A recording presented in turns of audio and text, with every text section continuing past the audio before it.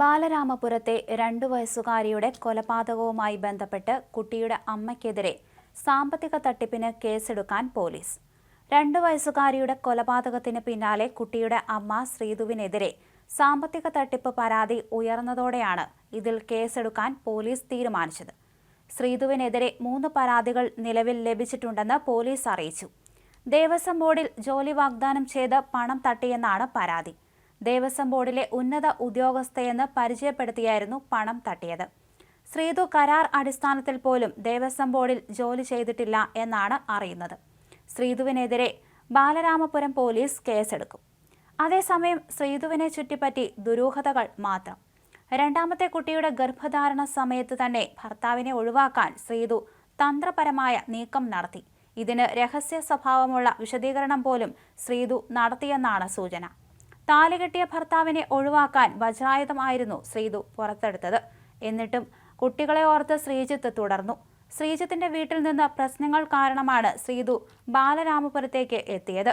അതിനുശേഷം തീർത്തും ദുരൂഹമായിരുന്നു ജീവിതം. ശ്രീതുവിന്റെ അച്ഛൻ ഉദയന്റെ മരണത്തിലും നാട്ടുകാർ ദുരൂഹത കാണുന്നുണ്ട്. മകളുടെ നിലപാടുകളെ ഉദയൻ എതിർത്തിരുന്നു. അതിന്റെ വിലയാണോ ഉദയന്റെ മരണമെന്ന സംശയം സജീവമാണ്. തന്ത്രപരമായി കളിക്കുന്ന ശ്രീതുവിന് പിന്നിൽ വമ്പൻ തോക്കുണ്ടെന്നാണ് നാട്ടുകാരുടെ വിശ്വാസം. ചെറിയ മാനസിക പ്രശ്നമുള്ള ഹരികുമാറിനെ കൊലപാതകിയാക്കി കേസിൽ നിന്നും തടിയൂരാനുള്ള ശ്രീതുവിന്റെ നീക്കമാണോ നടക്കുന്നതെന്ന സംശയവും സജീവമാണ്. എന്നാൽ പോലീസ് അന്വേഷണം ശ്രീതുവിലേക്ക് കടക്കുന്നില്ല. ഹരികുമാറിന്റെ കുറ്റസമ്മതമാണ് ഇതിന് തടസ്സം. ഈ കുറ്റസമ്മതവും ഉന്നതതല ഗൂഢാലോചനയാകാൻ സാധ്യതയേറെയാണ്. ഹരികുമാറിന് വഴിവിട്ട ബന്ധങ്ങളുണ്ടെന്നും അതിന് എല്ലാ സഹായവും സഹോദരി ചെയ്തു കൊടുത്തുവെന്ന തരത്തിലാണ് ആദ്യ വാർത്തകൾ. എന്നാൽ ഹരികുമാറിന് അത്തരം പ്രശ്നങ്ങളുള്ളതായി ആർക്കും അറിയില്ല. ദേവേന്ദുവിനെ കൊലപ്പെടുത്തിയ മാതൃസഹോദരൻ ഹരികുമാറിന് 10ാം ക്ലാസ് വിദ്യാഭ്യാസം മാത്രം. 10ാം ക്ലാസ് കഴിഞ്ഞ് ചെണ്ട അഭ്യസിക്കാൻ പോയി. ഉത്സവങ്ങളിലും മറ്റും ചെണ്ടമേളങ്ങളിലും പോകാറുണ്ടായിരുന്നു. 3 വർഷം ആലപ്പുഴയിലെ ഒരു ദേവീക്ഷേത്രത്തിൽ ജോലി ചെയ്തിരുന്നുവെന്ന് ഇയാൾ പറഞ്ഞിട്ടുണ്ട്. കുഞ്ഞിന്റെ അമ്മ ശ്രീതുവും ഭർത്താവ് ശ്രീജിത്തും തമ്മിൽ അകൽച്ചയിലായിരുന്നു.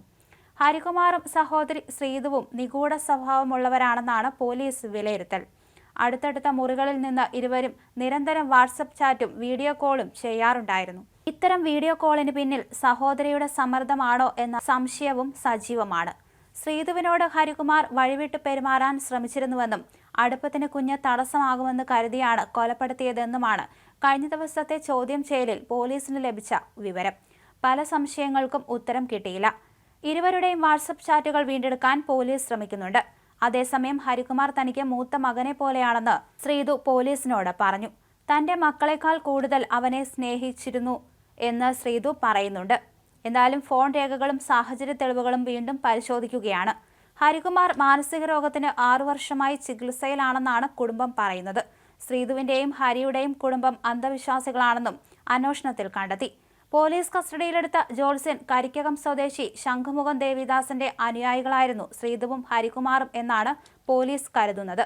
ഹരികുമാർ 1.5 വർഷത്തോളം ഇയാളുടെ കീഴിൽ ജോലി ചെയ്തിരുന്നുവെന്ന് പറയുന്നു. വീട് വാങ്ങാനെന്ന പേരിൽ 30 ലക്ഷം രൂപ പല ഘട്ടങ്ങളിലായി ദേവിദാസൻ തട്ടിയെടുത്തെന്നാണ് ശ്രീതു 2 ആഴ്ച മുമ്പ് പോലീസിൽ പറഞ്ഞത്. ഇക്കാര്യം സ്ഥിരീകരിക്കാനാണ് ദേവിദാസിനെ ചോദ്യം ചെയ്തതെങ്കിലും അയാൾ നിഷേധിച്ചു. ഹരികുമാർ മറ്റൊരു മന്ത്രവാദിയുടെ സഹായിയായി പോയിരുന്നുവെന്ന് റിപ്പോർട്ടുണ്ട്. ശ്രീതു മതപരമായ പൂജകളിൽ പങ്കെടുക്കുകയും പ്രഭാഷണങ്ങൾക്ക് പോവുകയും ചെയ്തിരുന്നതായും പോലീസിന് വിവരം കിട്ടി.